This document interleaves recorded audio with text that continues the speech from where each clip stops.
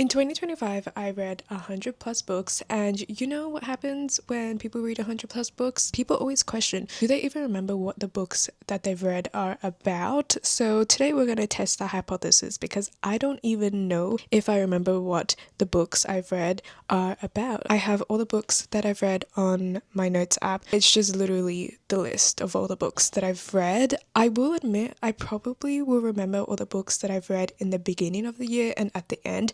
All the books that I've read in the middle are probably just going to be scrambled in my brain because looking back at my list, I kind of forgot that I read a majority of these books and I'm like, wow, I read this in 2025. Feels like I read them ages ago. But going into the books that I read in 2025, I'm going to try and get through this really quickly because otherwise it will be a very long video. But the first two books I read by Your Fingertips and I Wish You All the Best. I started reading them at the end of 2024 and I finished them in 2025. So By Your Fingertips is a Danmei novel. Honestly, it's probably the weirdest Danmei novel I've ever read because it's set in high school and I feel like in high school, there's not that much you can write about. So this book is about the MC who is all of a sudden really, really hungry, but he doesn't have the appetite to eat food. One day he smells the blood of the male lead and all of a sudden he's like, oh my gosh, this blood smells delicious. Turns out he's actually a vampire and the male lead for some weird reason is totally fine with him drinking his blood. There's also this whole murder mystery going on which has to do with the male lead parents and it was just such a weird novel because there was no background context to why the MC is a vampire. He just is. So I feel like my issue with this book was that there was no explanation of why he was a vampire and how.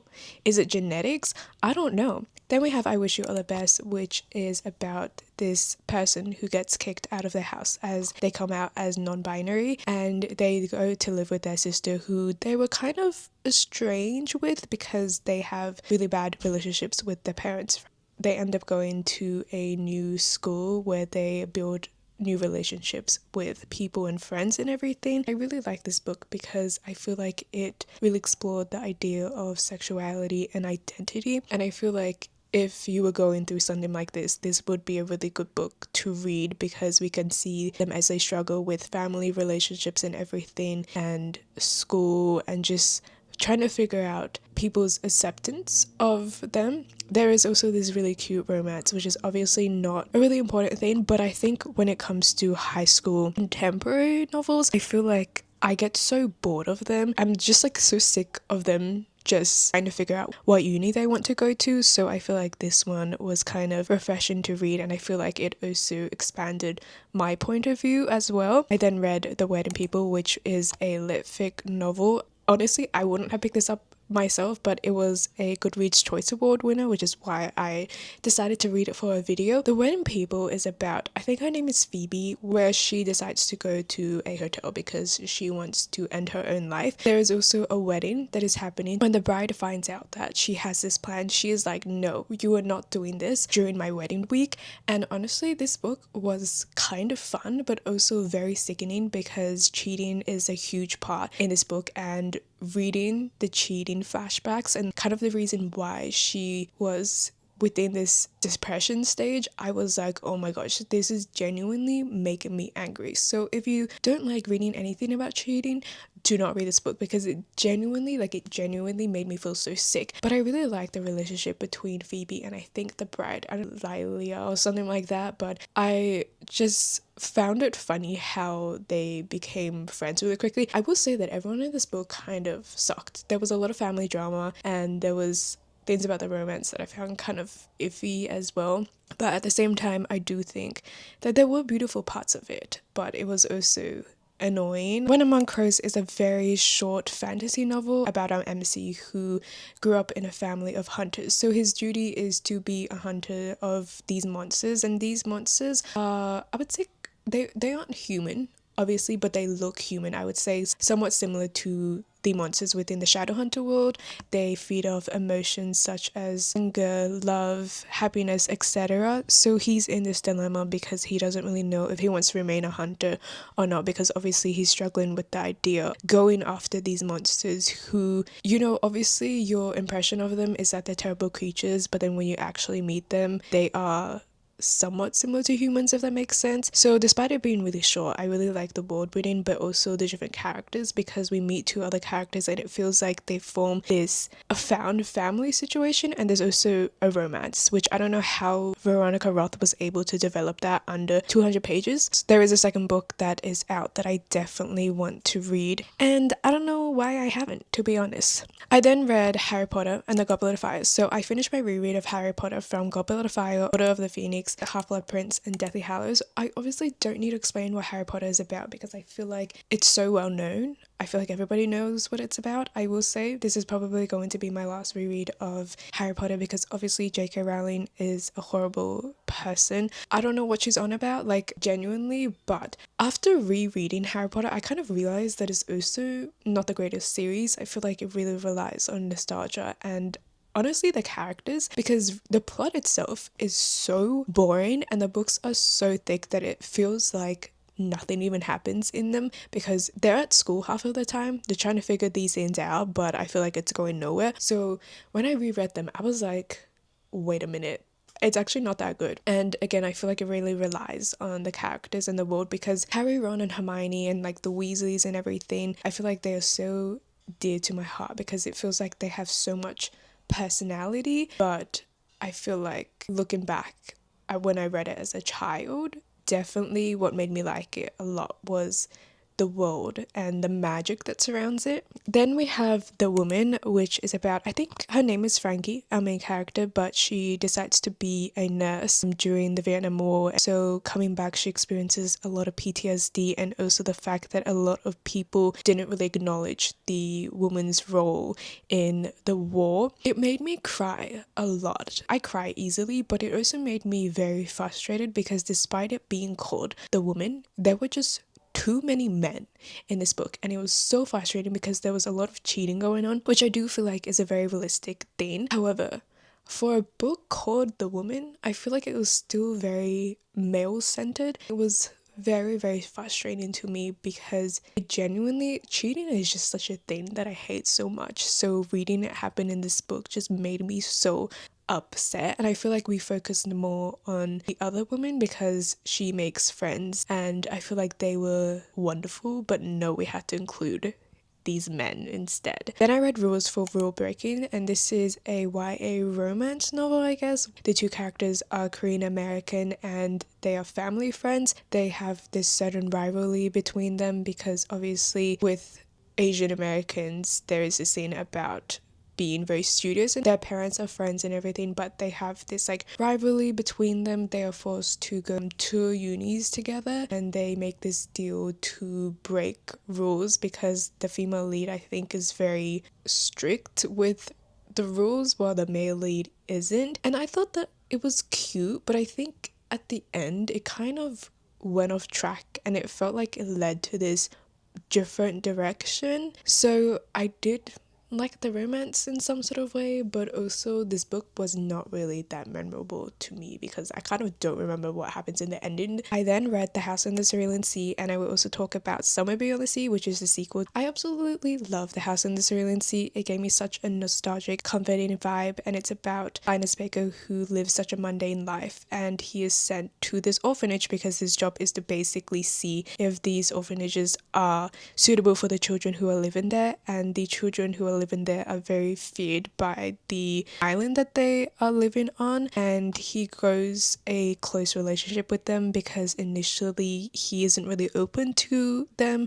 They don't trust him, and then by the end of the book they kind of show him a new and colorful life. I loved House in the Cerulean Sea so much, but I absolutely hated Somewhere Beyond the Sea, and I think this is one of the books where it did not need a sequel, and I don't know why a sequel was made. The reason why I didn't like Somewhere Beyond the Sea is because I genuinely feel like the way that the characters were written changed a lot. They felt more comical in a way. I swear Linus, half the time when he was included in the book, he was crying and overly emotional because of the children, and I feel like he wasn't like that in the first book. This book also doesn't really focus that much on Linus as the main character, which is not an issue. It focuses more on the children, but even the children seemed a little bit different, and it gave me very, like high school speech vibe after prom kind of situation. I don't know how to explain it, but it's like the people who live in the island slowly become more open to the children because they realize, hey, these children are actually not as scary as we thought. In the end of this book, we had this whole speech situation, and I was like, I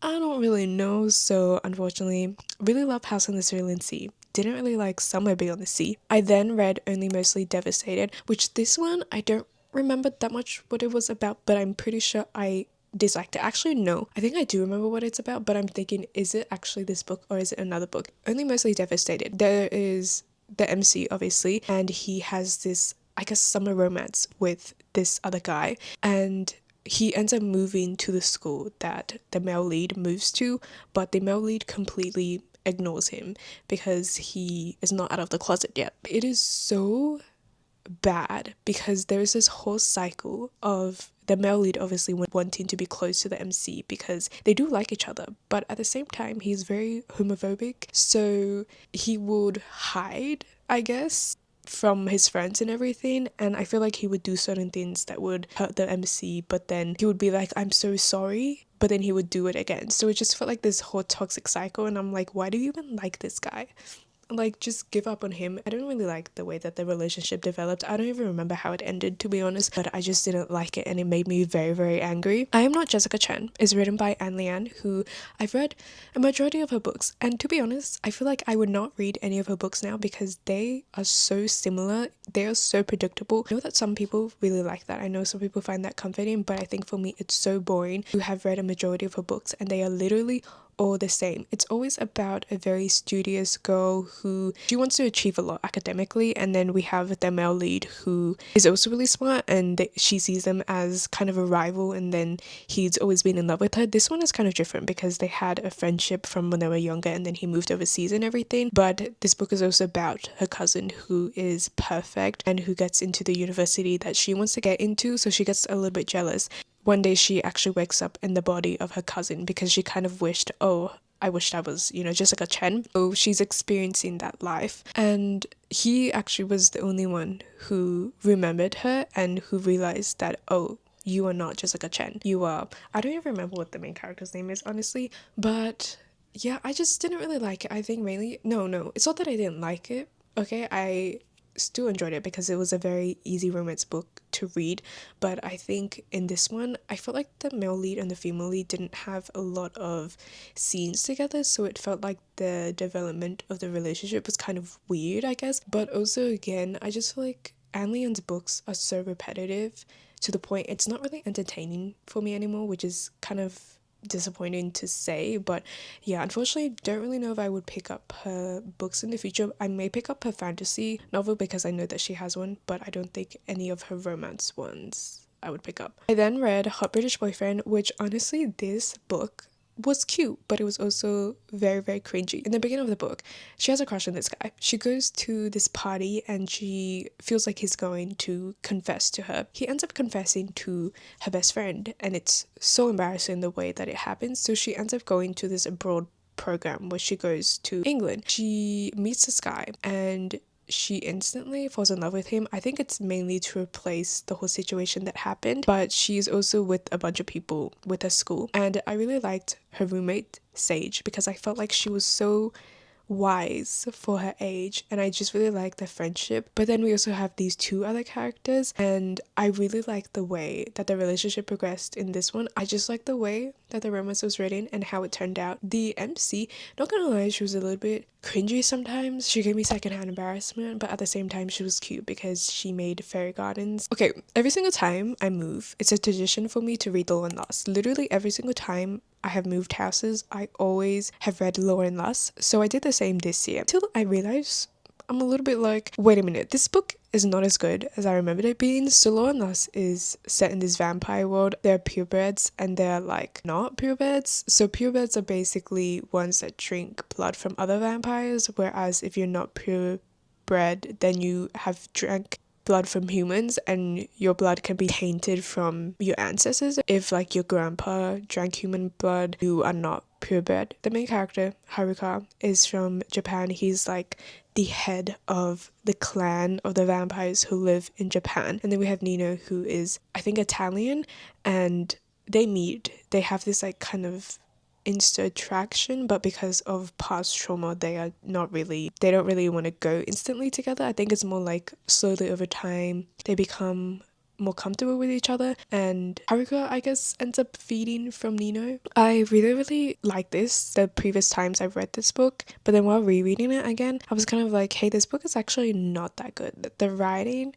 is not that great, but I feel like at the same time it's kind of like a guilty pleasure book. I don't think I would reread it in the future. Then I read Rebel, which this book I read a long time after the series came out. So the first book I think is Legend or something. It's basically a dystopian series. Can't remember what the first 3 books are about, but with this one it's after the events of what happens in the last book, but it's about the main character's brother, and they get into some things, so it's a mixture of, I would say, like sci-fi, dystopian. Like, it was an okay book, I enjoyed it, but I feel like it could have focused more on the dystopian element. Then we have the romance between the original leads of the like first series, and I don't know, I just thought, I'm glad that they end up happy, but I think with this one, yeah, I didn't really care about it that much, so I don't really remember it that much. And then I read Emily Wilde's Compendium of Lost Tales, which I'm a fan of Emily Wilde, okay? I definitely want to reread the trilogy. It's really cute, okay? I love books about fairies, but I also just really like Emily as a character. I love how she has a lot of knowledge about fairies and she's very confident about it, but also I feel like she tends to do everything in the book, if that makes sense. We have Wendell, who's the love interest, but not gonna lie, I feel like he doesn't really do anything besides being a love interest. But I also love Wendell because he has a lot of personality. He's very charismatic, very sweet, kind of dramatic, and you can tell he really loves Emily, and I just really like their dynamic as a couple. Emily, without her, I think they would all honestly die. Oh, I need a rant about this trilogy, because not even this trilogy, it's a 4-book series, but I ended up finishing the rest of the series this year. But that is The Damned, The Righteous, and I think the last book is called The Ruined. Oh my gosh, this series was so frustrating. Don't even know how I managed to read it. I think part of it was because I really enjoyed the writing. Like, the writing was super easy to read, but basically it's kind of, I would say, like a Romeo and Juliet situation, but we have vampires and werewolves, and then later on we get introduced to elves or something similar to elves, and this one was so frustrating to read because I don't know what happened from the first book because I didn't reread the first book, but there was just so much miscommunication between the 2 leads. I think Sebastian, and I don't know if his name was Cecilia, no, I think it was Celine. There was just so much miscommunication that happened throughout this series that led onto the last book, and it was so annoying because there were so many things that could have gone right if they actually told each other what was happening, but despite them being in love with each other and everything, they barely talked. Also, the ending was like open-ended, and I despised it because it was not even a good open ending, if that makes sense. Like, it genuinely was so frustrating. And then the 3rd book, I think The Righteous, for some weird reason they decided to pivot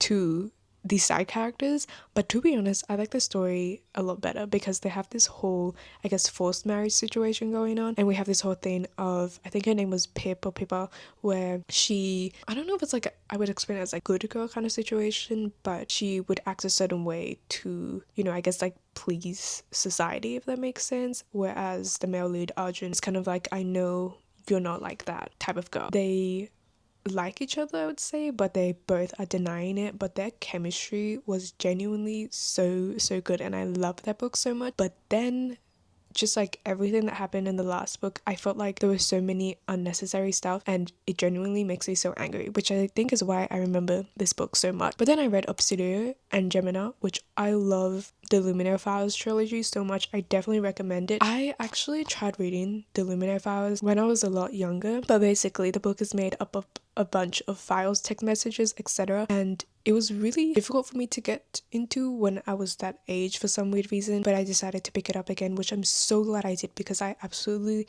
loved it. I swear it kept me at the edge of my seat. I literally stayed up trying to finish reading it, but then I ended up having to go to sleep because I was so tired. I felt like if I read anymore, I don't think I would be able to function or understand what the book was even about. So basically each book we have different main characters and they do end up being a couple, but I feel like this book was honestly, it's very devastating to read because there are a lot of deaths. The first book is basically about a virus that spreads on one ship that basically just like kills everyone on it. Plots like that, oh my god, they hurt me so much. But there is this company who is after everyone who is on these different ships who are basically trying to kill them, and we kind of follow that. And I don't know, it's just such an interesting novel to read. It's genuinely like, it made me cry, and it's always the question of what ifs. So if you want to feel a lot, I definitely would recommend reading The Illuminated Files. Genuinely, it's definitely one of my favorite sci-fi series. Then I read the Bone Witch trilogy, and I did a review of the whole trilogy, so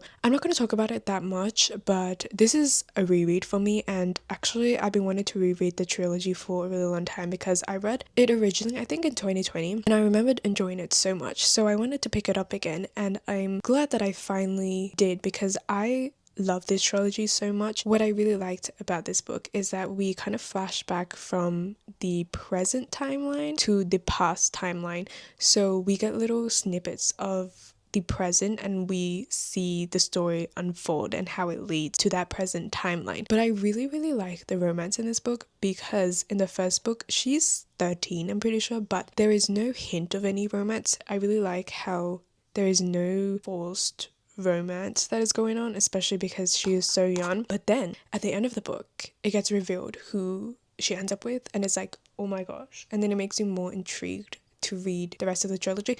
I actually wished I could speak about it more, but I don't really want to spoil it. I then read Thousand Autumns, which I made a whole video on this as well, like of me reading it, but the basic, very basic plot is that the main character, he is involved in this fight. He gets thrown off a cliff, he wakes up with his bones broken and he's blind. And then we have Yan Wushu. I'm sorry, I don't remember the MC's name for some weird reason, but I think because I dislike Yan Wushu so much, I remember his name. Yan Wushu ends up picking him up and healing him. However, he's not a good guy because he's actually the head of the demonic sect. A majority of this book was mainly focused on fighting, like cultivation, because the poor MC obviously lost his abilities, so he kind of has to cultivate again. He's also really strong despite having all his bones broken. There were a lot of fighting scenes, and for some weird reason he still won. I also didn't really like the romance that much. It was so slow burn to the point where I didn't even realize when it happened, and I genuinely think that the MC experienced some form of Stockholm syndrome, because I'm like, why would you fall in love with this guy? Vera Wong's Unsolicited Advice for Murderers was honestly such a cute book. There's basically a murder that happens. We get the point of views of different character,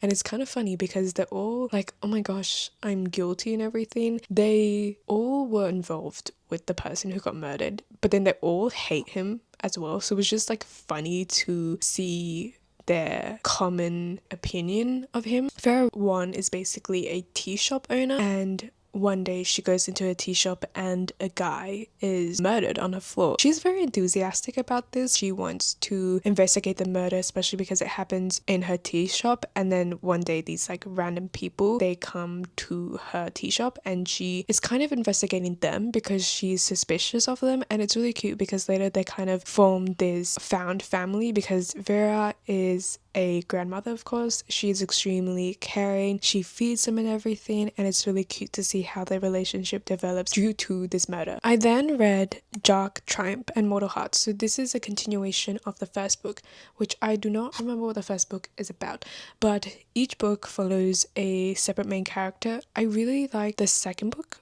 Dark Triumph. The Mortal Heart, not as much because of the romance. I thought it was a little bit weird. I will admit, don't really remember that much about the plots on either of these books. All I remember is that there is some war going on. The queen of the country is very young. It's difficult for them to figure out what to do, and there's a lot of like betrayal within court and everything. I do remember the ending being so disappointing. It was so unsatisfying because there was such a focus on all the politics and war and everything, and it was kind of like, you're telling me it just ended like that? Like that's it? Oh, also I will mention that basically each character grew up in a covenant where they were trained to become assassins. Winds of Starlight is based on Tinkerbell, so it's about Queen Clarence and Lord Malloy's romance. And if you guys have watched Tinkerbell, you know the ending of the romance, which is honestly, it was really sad. So I was excited to read Winds of Starlight because I wanted to get their prequel, but honestly I think I would have preferred to get a movie rather than a book. But I read the book, it was okay. Gave me very much like Disney-esque, you know, very much about figuring out your identity and everything, especially because she is to become the next queen and she's struggling to figure out how she can be the next queen, especially because she is kind of isolated from all the fairies because the previous queen kind of like holds her back. But we get to see them fall in love. Obviously, I genuinely think that Lord Malloy had no personality besides being the love interest, but at the same time it was cute and I liked how he introduced her to this new world. But obviously the ending happened, it was sad. Yeah, I don't know, I was really excited to read it. It was one of my most anticipated reads and I just thought that it was okay, it was cute. I then read Aunt Tigress, which honestly this book is really difficult to explain, but it's set within Chinese. We have kind of involvement of mythology and stuff. Okay, the reason why I think I find it hard to explain is because genuinely when I was reading it, it felt like I was in a fever dream, but we get certain stories that are being told to the MC, which I think her name is Tam, but later we see how all the stories connect to the ending of the book, and then there's this whole thing about her aunt Tigress who goes missing, and they later find out that her aunt has done kind of terrible things. The ending was kind of scary, I'm not gonna lie, and then we later find out things about the MC, which was very interesting to read. Never really read a book like this before. I did really like the writing. It felt very whimsical. Again, it felt like I was in a fever dream, but it was very interesting, the plot, which I think kept me going, but I was still so confused while reading it. I then read 𝐜𝐨𝐬𝐬𝐬, which is just a romance book. Is he a hockey player? He probably is. The main character has a thing against hockey players. I think her name is Summer and I think the guy's name is Aiden. But she has a bad relationship with her father who is a hockey player, and because of that she doesn't really like hockey players, but she is forced to write a thesis about sport burnout. I think the captain gets in trouble because there was a party being held, and then because he's a captain he takes responsibilities, and because of that they are forced to kind of work together. She is really against that.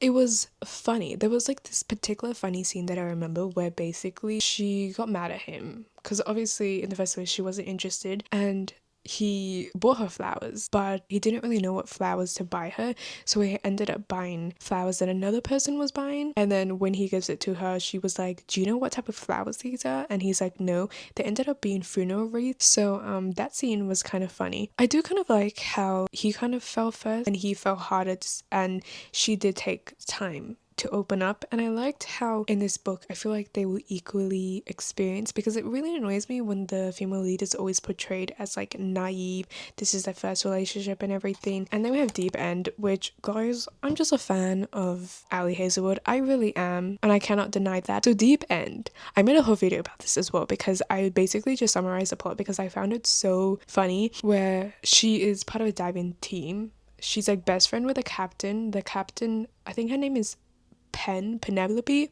She is dating this guy who is from Sweden. It gets mentioned multiple times in the book, but he's from Sweden. She ends up breaking up with him and everyone is disappointed because they're like, oh my gosh, you guys are the perfect couple, why would you break up? She later finds out that the MC, whose name is Scarlett, and the guy, I think his name is Lucas, they end up having the same kinks, and she is like, oh my gosh, you should sleep together. So Penelope frustrated me. The plot was very fun and full of drama. Originally though, I think I was gonna DNF it in the beginning, but then later I was like, you know what, I will continue on, and I genuinely found it so fun. I read it for the drama. It was like pure gossip to me, okay? If someone told me this story, I would literally be gassed. I then read the Adventurers Guild trilogy, so in that we have the Adventurers Guild, Twilight of the Elves, and Night of Dangers. So this one has been on my TBR for a really long time. It's a middle grade trilogy and I really enjoyed it. It's about two best friends and in this world, I kind of explain it as Attack on Titan, where there is a city within these walls, and the reason why there is this city within these walls is because the outside is full of monsters, and the Adventurers Guild is basically the guild of people who can travel outside, who basically kind of hunts these monsters. So I really liked the Avengers Guild because it was genuinely like such a fun trilogy to read, especially with the plot and everything. I really liked the last book, I think The Night of Dangers, because there was this whole plot and that specific trope that I really liked. I really liked, I can't remember what their names are, I think Zed and Brock. I really like their relationship because Zed was more like happy-go-lucky. He is also half elf and he is just so sweet. And then Brock is the opposite because he's more blunt, but he's also very protective over Zed. But yeah, I thought that this was a very fun middle grade series. So I'm glad that I finally got to read this trilogy. I then read Sunrise on the Reaping, which I have a whole video about as well. There are certain books that I have specific videos on them, but Sunrise on the Reaping, I will be honest you guys, I know that there are diehards Hunger Games fans, but I didn't really like Sunrise on the Reaping that much, or I didn't like it as much as other people. I felt like because of other people's reactions, people being like screaming, crying, throwing up, I thought I would feel that way, and I genuinely read it and I was like, bleh, I don't really care. I don't really know, I feel like I'm just done with prequels, I guess, and I kind of talked about this in other videos as well. And then I read The Apothecary Diaries from volume 11 to 13, but The Apothecary Diaries, if you don't know, is basically about Meow Meow, who gets kidnapped and she's sent to live in the palace as kind of like a maid, and she's also very smart. She knows a lot about medicine. She ends up getting brought in to one of the emperor's concert, and she basically goes on a bunch of side quests because there's a lot of things that happens. She has really great investigative skills. She's very smart. There's also a romance between Meow Meow and Jinxi, and honestly their relationship is so cute because it's the type of thing where Jinxi is like really interested in Meow Meow and kind of just like follows her around, and it's so obvious to everyone that he likes her. During these volumes we can kind of see the relationship develop, even though it's still very subtle because it's mainly focused on the plot. And then we finish the arc in volume 13. We kind of got like this middle arc where we are seeing the different point of views of different characters, and that's gonna lead on to the next arc. I then read The Cave of the Stars, which this one was, I didn't expect it to be what it was, but the female lead is the daughter of like Egyptian gods. So she's the daughter of, I think, Isis and Osiris, and she wants to go to the human world because she is sick of being in Egypt, and she also has a strained relationship with her mother at this point. So she moves to San Francisco, and it's kind of like this summer holiday situation. She meets these friends, she works in this museum, and then she also meets this guy. And I feel like this would make such a good rom-com movie. I just find it funny because when I read the title I didn't expect it to be what it was. Okay, Kingdom of Back, originally I was like very taken aback as well because it is kind of not a retelling, but it's about Mozart, and it's told through the point of view of his sister and how she would be composing these songs that Mozart would later take credit for. And it's not like he wanted to take credit for it, it's because of her father. See, this is the issue, like real people being used in fictional story, I just feel like I cannot differentiate their stories, if that makes sense, even though I know literally nothing about Mozart. But there's also fae involved. There is this fae named Hyacinth who kind of promises to fulfill her wishes because obviously she loves her brother. Their relationship is very cute, but she is older and obviously her talents are not recognized because she's a woman, and because of that she does feel a little bit jealous. I think first half of the book I was a little bit like iffy about, but then the second half of the book came around and I was like, ooh, this is getting very good. It also gave me very much like whimsical vibe, similar to Aunt Tigress, where it felt like I was in a fever dream. I then read The Disabled Tyrant's Beloved Pet Fish from volume 1 to 4. This is such like a funny, just like fluffy downmade book where the MC, he reads his novel and he transmigrates into this world not as the villain, not as the love interest. No, he transmigrates as a fish, and he transmigrates as a carp about to be sold off, and he ends up catching the attention of the prince, and the prince takes him in and literally spoils him, showers him with gems and everything. And over the course of the book he has to complete these missions to change the plot of the story, And it is so cute. Later on, when their relationship began, I just feel like it was so healthy because they were so supportive of each other and they loved each other so much that when the book ended, I felt really, really sad. Still Life with Tornado. It's kind of like a magical realism book, I would say, because a main character, I think her name is Sarah, she ends up seeing herself, like her past self, her future self, and it's mainly because she's struggling through these certain things because of her parents, and I think kind of like buried memories and like trauma that has to do with her parents. The Knife of Never Letting Go, I read it, didn't like it that much if I'm being honest. This book is set in this kind of dystopian world where you can hear the thoughts of men, like they are loud. Every single thought that they have, just like you can just hear it. And something happens where Todd, who is the main character, has to run away. Oh my gosh, the plot honestly of this book was kind of crazy.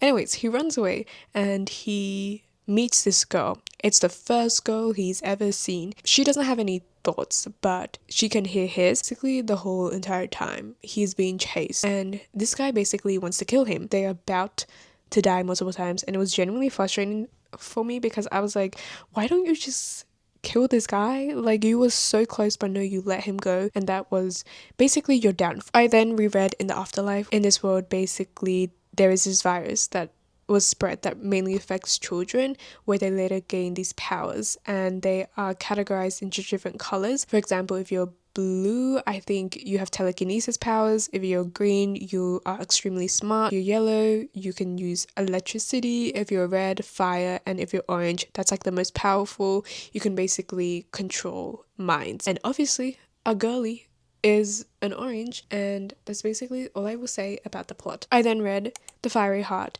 which this is a reread.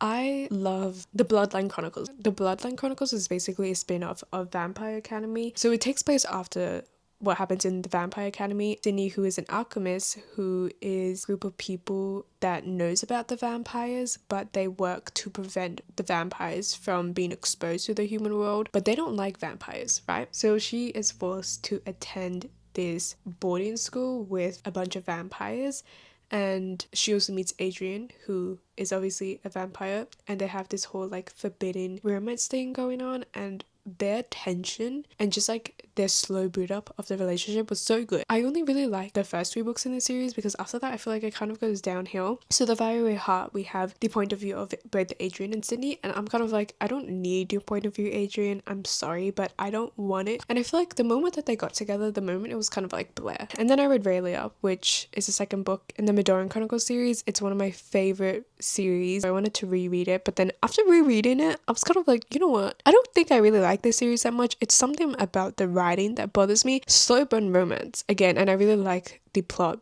and the world building because basically main character Alex, she goes to this new boarding school because her parents are archaeologists, and for some weird reason they kind of abandoned her, but she goes to this school, she walks through this library, she ends up being in this magical world, and she ends up attending the school there. Again, it's one of my favorite series, but I think after rereading it, I realized that like the writing sometimes is a little bit off to me because it was frustrating how this girl literally gets introduced to this world maybe like a year ago, and then all of a sudden she's like incredible at fighting. There was also this thing where literally she would do somewhat embarrassing things, but then for some weird reason everybody would just like laugh at her, but not in a way that they were laughing at her, if that makes sense. Like it was kind of like fondly. It was just annoying because she would say like the littlest thing that would not even be funny, and then everyone would just be like listening in, and then they would all laugh, and I'm kind of like, this is a little bit weird. I feel like at this point, guys, I'm getting like so sweaty. I'm at the halfway point, but why is it going so slowly? Anyways, I'm gonna try talking more quickly now. We have Illusions of Fate, which is, I don't even know how to explain these books anymore. Illusion of Fate is about this girl who lives in this island. So she moves onto the mainland and she meets this lord, this duke, whatever. She gets involved in this whole like magical plot because there is this one specific guy who is after her, and there are a bunch of crows that are following her. I genuinely think that her downfall was due to him. And I'm not saying like her downfall in a bad way, I'm saying like she gets involved in this whole situation, and I feel bad for her because it was really, really, really crazy, the things that she experienced, and she experienced it all because of this guy. But I actually really like the relationship between them. I thought that they were pretty cute. I then read The Sunshine Court and The Golden Raven, which is a spin-off of The Foxhole Court. This one we follow, his name is not Gene, but I don't know how to pronounce his name, I'm sorry, but he gets rescued from is it the Ravens? I'm sorry, I don't remember the name, but he gets rescued from them because they are extremely abusive. They put him into this group where they would be able to heal him. I forgot to mention that this series is focused on this sport named 𝐸, which is somewhat like lacrosse, and every character in this book is extremely obsessed with that game. I read Kiss Me If You Can because I started reading the manhwa, but the manhwa is taking too long, okay, to come out. It's taken too long to finish. So this one is set in a megaverse. The main character is a bodyguard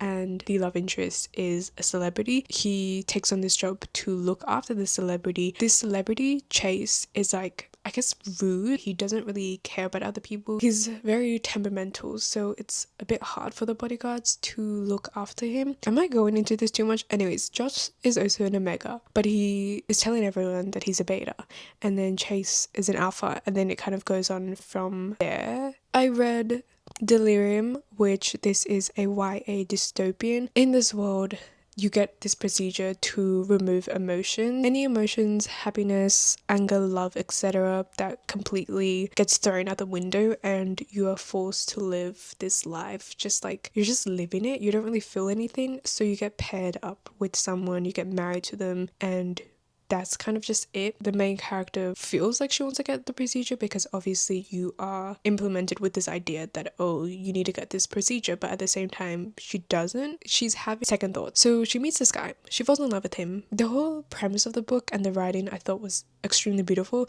but it was so annoying because it was mainly focused on the romance between the two characters, and genuinely, I get it, first love and everything, but it got kind of exhausting to read. And then I was thinking about the second two books in the series, and then I read spoilers and I was like, I am not reading that because apparently there is a love triangle, it's open-ended, and I was like, I then read The Savage Son and the second book, Our Dark Duet. So This Savage Son and Our Dark Duet is set in like this world where there are monsters, and there are 3 categories of monsters. I think it's like 𝐜𝐨𝐧𝐭, Malachi, and 𝐸𝐮𝐬𝐢. One of our main characters, August, is a 𝐸𝐮𝐬𝐢. Basically, he looks human, but he's obviously monster, and he kind of has to like feed off people who have done terrible things. August and Katie, whatever her name is, they end up going to the same school, and they form this instant connection because August is the son of the Finns, who are basically the ruler, or like they look over this one city, and Kate is the daughter of 𝐻𝐻𝐾, I think that's his name, who looks over this other city. And the Finns are seen to be the heroes, whereas 𝐻𝐻𝐾 is seen to be the villain because he takes like bribes and everything, and he works with the monsters. They form this instant connection because they're kind of placed in the same position, and there's this whole wild adventure of them running around because there are some monsters chasing after them. I then read Day Night in Milan and The Arrival, which I think were part of the Lauren Last series. I do not remember what they're about. Oh my gosh, Say You Remember Me led me to realize I'm never going to read another Abby Jimenez book because this one frustrated me so much.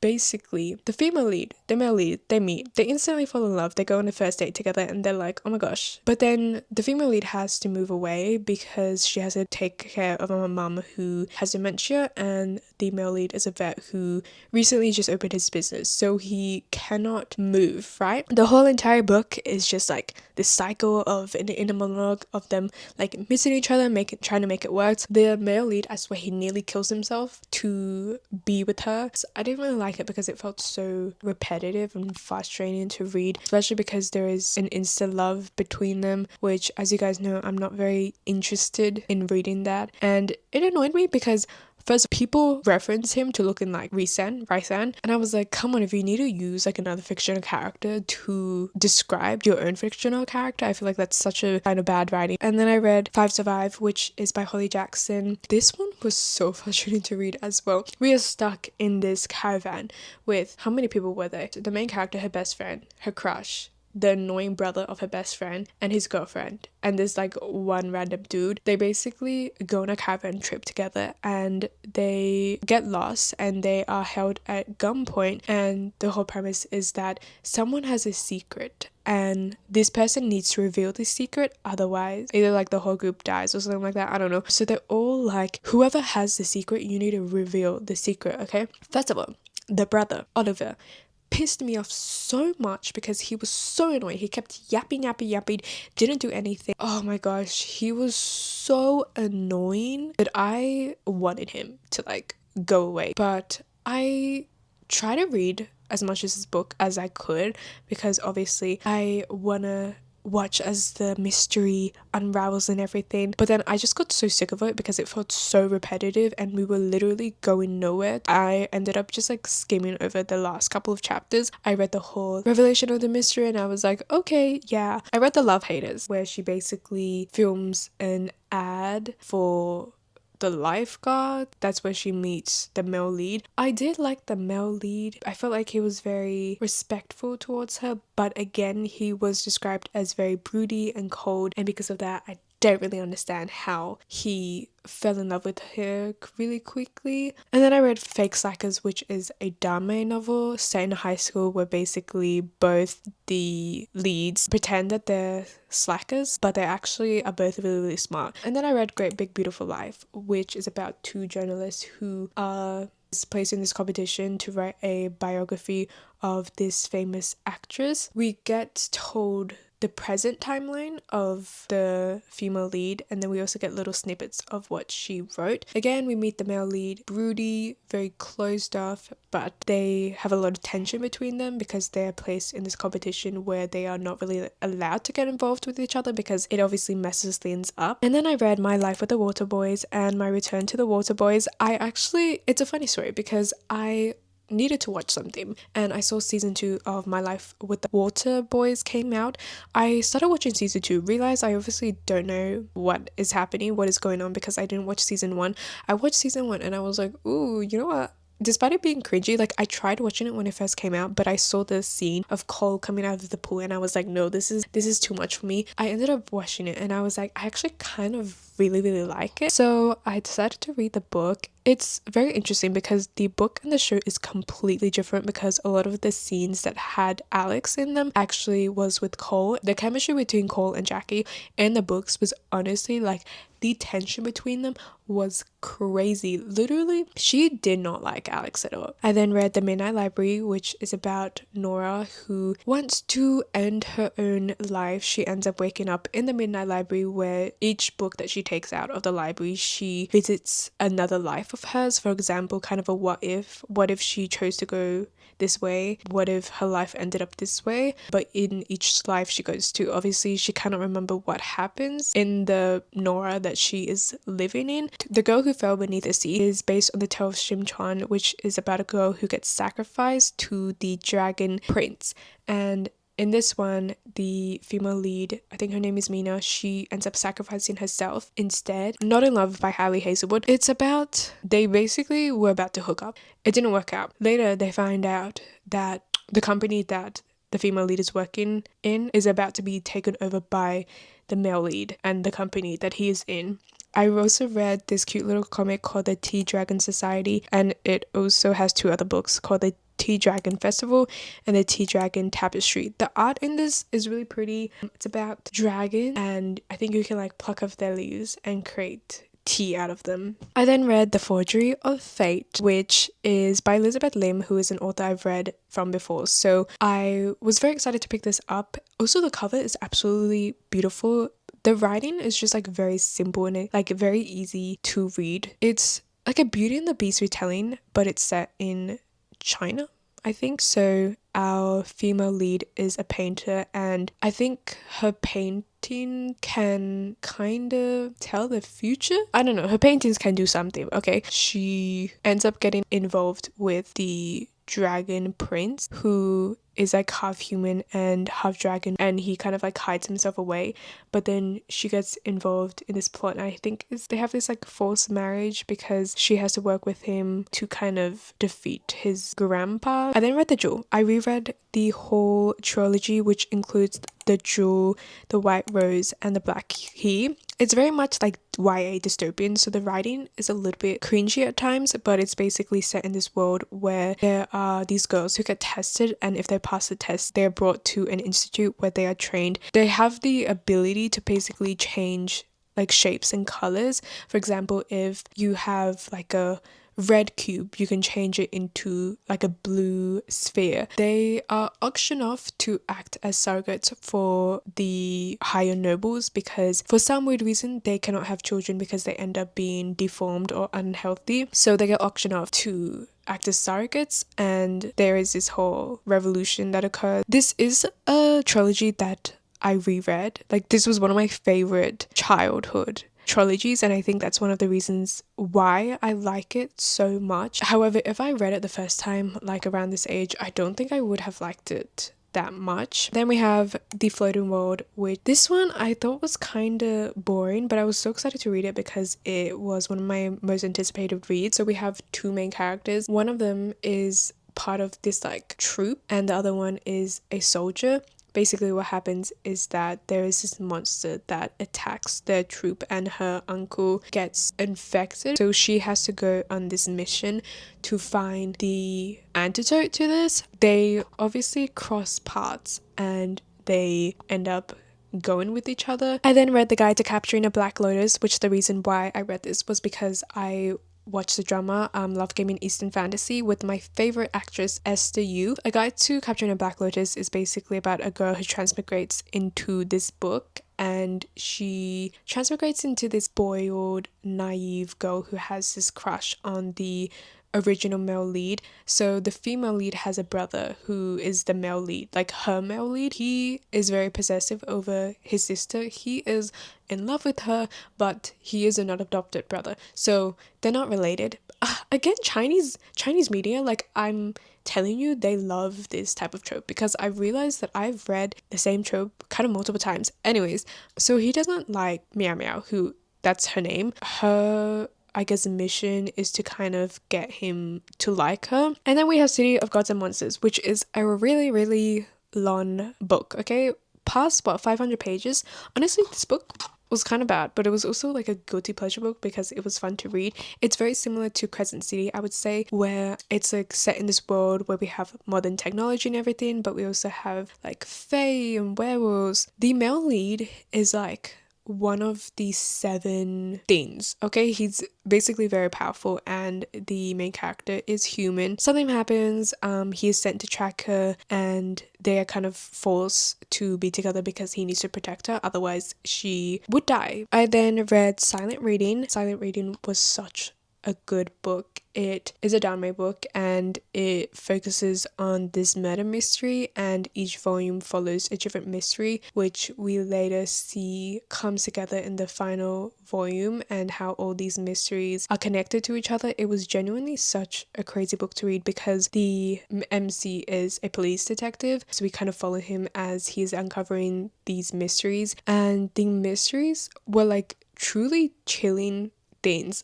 Western novels, I'll be honest, okay, I don't read a lot of mystery books, but Western novels, you think they're scary, you should read Chinese mystery novels. This is the only Chinese mystery novel I've read though, so I actually don't know, but genuinely just like the things that they were reading were like so scary. Silverborn, The Mystery of Morrigan Crow.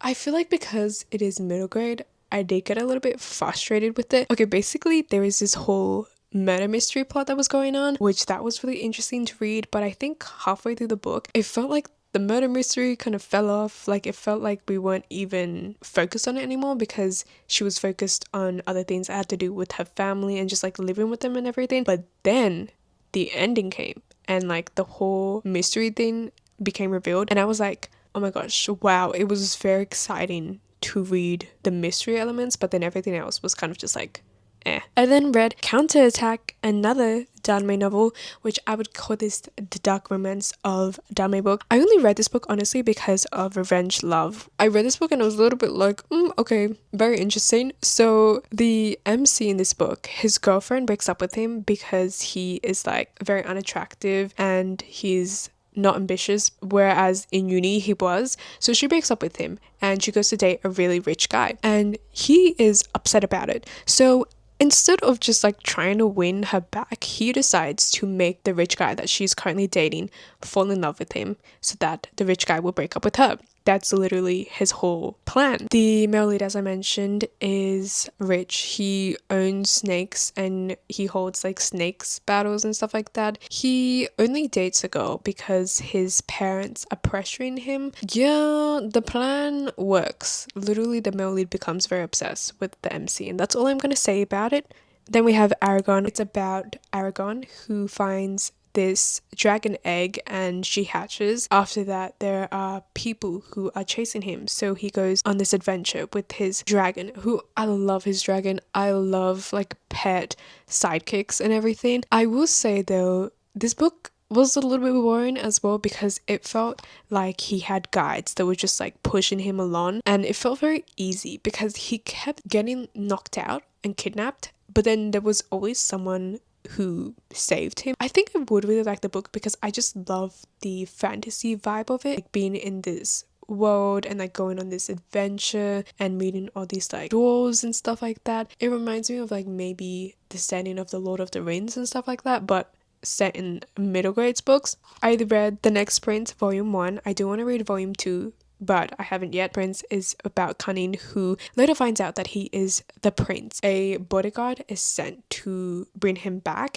The way that the politics work in this world is we have 4 different like sections, I guess, and they rule over their own specific country. To become the next king, your heir basically has to fight in this competition and then their father will become the king, if that makes sense. In this competition, for some weird reason, fencing has a very important part to play because you have to fence your opponent, basically the heir of the opposite family. Whoever wins, their father will become the king. And then I read Wait For Me After School, which this is also another Danmei novel where basically the male lead is like very studious, whereas the MC is a little bit more like delinquent. The male lead has a crush on the MC and confesses very early on, and the MC is like, no. But then later on, he gets like kind of shy and they develop feelings for each other and it's very, very cute. But then something happens, they get separated. There is this whole angsty part of the book. I honestly wanted the angsty part to last longer. I would have loved if it was a little bit earlier, to be honest, because I love angst. But overall, I did really like this book. I just thought that the way that their relationship developed was so cute. I liked how the male lead was very forward with his feelings for the MC, and the MC got like shy really easily, and then all their friends were kind of didn't really know what was going on. I don't know, it was funny. Obsidian Blade was just like a very short novella, a novella for the Fallen Kingdom. I feel like it's in the beginning of the series where he gets transported into this other world by this witch and he needs to get something specifically to be able to go back to his own world. He meets this guy and he forms his friendship with him, and I thought it was kind of weird because it's such a short book that the friendship didn't really make sense, but it turns out that the friend that gets introduced in this novella is actually the main character in another book, which I feel like is maybe why the author wrote this book. But maybe it's because it's been a long time since I read the series. I read it and I was a little bit like, it adds nothing to the series for me. I then read Fence, Volume 5, Volume 6. I'm excited to read Volume 7 when I come around to reading it. Fence is obviously about fencing. The main character is part of this fencing group, and then we have this guy, I think his name is like Kenji. So the MC is Nicholas, and then we have Kenji. They are roommates, and Kenji is like the top fencer, and there is this whole situation of Nicholas being kind of like a natural born fencer, but he's an unrefined gem because he makes mistakes, and Kenji is like obviously like the cold, very focused on fencing. I feel like they kind of give each other a new perspective on sport and kind of teach each other how to like relax a little bit. And Volume 5 and 6 was so cute with the progression of the relationships with like not only Nicholas and Kenji, but also side characters. We are part of this training camp that they get invited to, but I really like the art. It's very cute. Lonely Heart Days is about two best friends where every single Valentine's Day they hold like a un-Valentine's Day, like a friend Valentine's. Neither of them are in a relationship and they're kind of sick of like couples, so it becomes a tradition every single year. But as you can imagine, the male lead likes the female lead, but she's kind of oblivious to all of that. Every single year their feelings for each other kind of grow stronger, but there's also like some sort of drama between them because of that. And then I read Peach Blossom Debt, which is another Danmei. It's only one volume, which was very surprising to me. It was also very short, like 400 pages.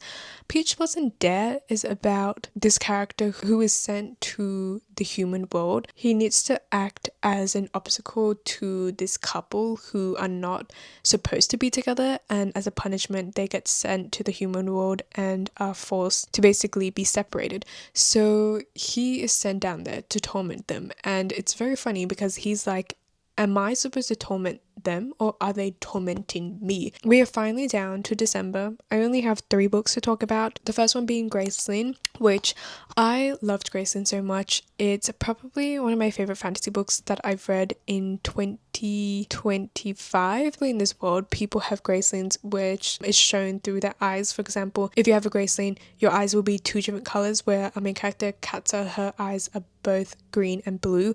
And when you are a 𝐦𝐮𝐬𝐢𝐬𝐬, you have this special ability, and it can be something, for example, you're really good at swimming. It can be something very simple to something more extreme, and our main character 𝐜𝐸𝐧𝐭, her 𝐦𝐮𝐬𝐢𝐬𝐬 is strength. So she's really strong. She's able to basically break the bone of someone just by, like, I don't know, punching them. So she's also the niece of the king, and she is sent by him to basically threaten people who oppose him or displease him. She meets Po, who is a prince of another kingdom, and they form this relationship based on an understanding of each other, because his 𝐦𝐮𝐬𝐢𝐬𝐬 is, I think it's like strength or something, so their strength is kind of matched, and they are both delighted because they are able to fight against each other. Whereas if 𝐜𝐸𝐧𝐭 were to fight with a god, for example, they would be terrified and unable to stand a fight with her. So they form this kind of bond with each other that I really like, because it felt very equal. Po, I thought, was more emotional, whereas 𝐜𝐸𝐧𝐭 had a difficult time handling her emotions, and they go on this journey together, and over the course of the book their relationship deepens, where she's kind of trying to deny her feelings for him, whereas he is kind of like obvious about it. So I really loved 𝐦𝐮𝐬𝐢𝐬𝐬.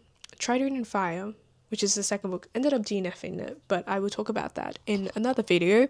And then I read Stars of Chaos from volume 1 to 4. The thing is though, I feel like I talked about this book so much because I talked about it a lot in my previous 2 vlogs. So all I'm gonna say is that it's a very politically heavy book. Our main character finds out that he is the 4th missing prince, and the male lead is the Marquis, or like Marshal of the Black Iron Battalion, who are very strong fighters and who fight for the emperor. The next book that I'm talking about is Calm Down Mr. Rome, where our main character is brought from Thailand to, I think, like Russia, I'm not exactly sure. He gets brought into this family of mafias. So the 2 sons are very distrustful of him when they first meet him, kind of accept him into the family because Mook is very smart and strategic and exactly what they need in their family. Because again, family of mafias. He also goes to a boarding school with Rome, who is one of the brothers, and they are also the same age. Rome ends up falling in love with Mook, even though initially he didn't really like him and he was trying to find suspicious things about him, but later he's like, oh my gosh, this guy's kind of... But this book was so easy and fun to read, and as I mentioned while reading like The Next Prince, I really like the way that Thai authors write their romance, because it's just like so easy to fly through. Yeah, that's basically all the books that I read in 2025. But my goal for this year is to not read that much. If I'm being honest, I want to focus on quality over quantity. If I do end up reading a lot, that's great, but I want to make sure that I am enjoying the books that I read more than trying to reach this certain goal. So we'll see how many books I end up reading next year. But yeah, that's all the books that I read in 2025 and my memories of them. I tried my best, you guys, to recount a majority of them. But yeah, definitely in the middle, I kind of started to forget a little bit of what the books are about. But thank you guys for watching. Please like, subscribe and all that jazz, and I will see you guys in another video. Bye.